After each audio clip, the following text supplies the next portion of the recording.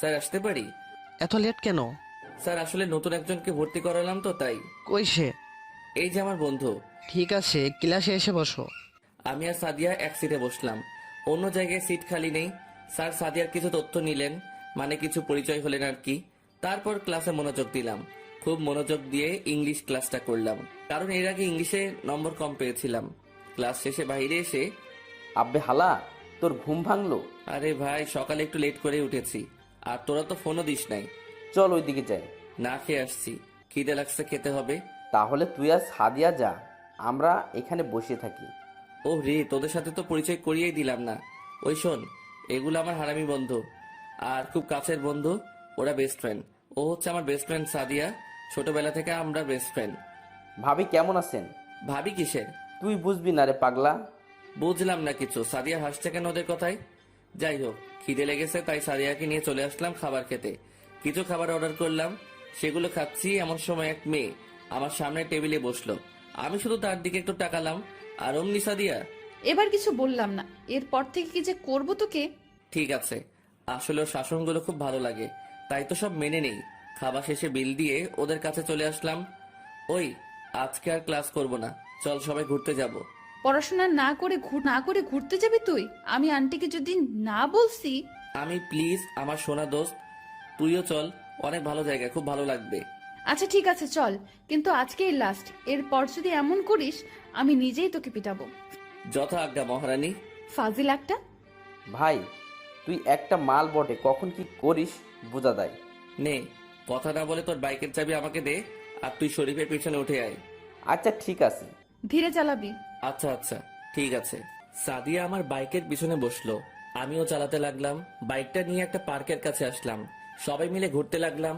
কি সুন্দর সুন্দর জায়গা, সবাই ডাবল, মাঝখানে আমরাই সিঙ্গেল। আহা, অরিজিনাল মালে ভেজাল মাল মনে হচ্ছে আমাদের। ওই সাদিয়া, কি হয়েছে? একটা মেয়েকে পছন্দ করি, কি বলিস? গলা টিপে মারবো। কেন রে, এমন করিস কেন? আমি কি বিয়ে করব না নাকি? আমি থাকতে তোর কপালে বিয়ে নেই। হাই রে, বলে কি রে? জানি ও আমাকে ভালোবাসে, সেটা আমি এই কয়েকদিনে ওর আচরণে বুঝতে পারছি। তাই তো সব মেয়ে থেকে দূরে রাখে আমাকে। ওর সাথে কথা বলছি আর ঘুরছি। জাহিদ ওরা গেছে দুইটা মেয়ের পিছনে। হঠাৎ ফোনটা বেজে উঠলো, তাকিয়ে দেখি আম্মুর ফোন। বলো আম্মু।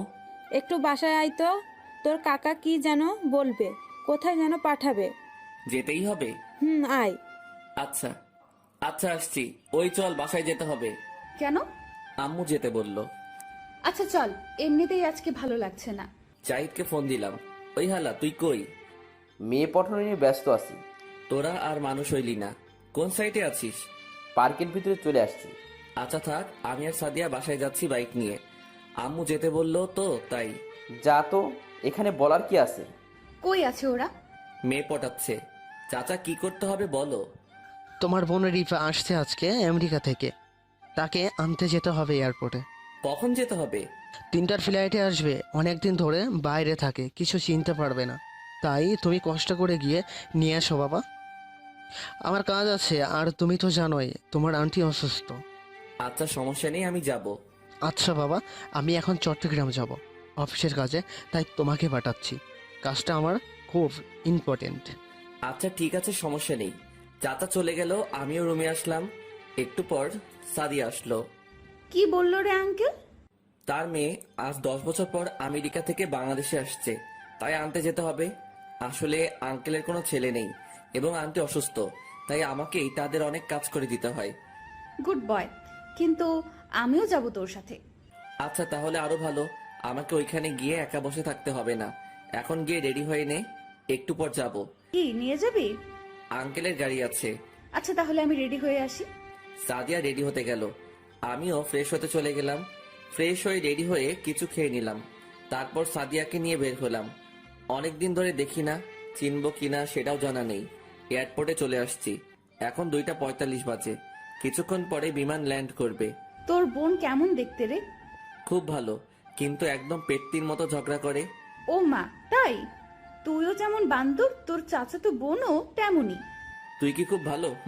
পেটনি একটা। চল, ওই দেখ বিমান ল্যান্ড করেছে, সবাই বের হচ্ছে, আমরাও যাই গিয়ে। ড্রাইভার আঙ্কেল তুমি এখানেই থেকো, আমরা আসছি। আমরা একটু এগিয়ে গেলাম, এদিক ওদিক তাকাচ্ছে, দেখছি কোথাও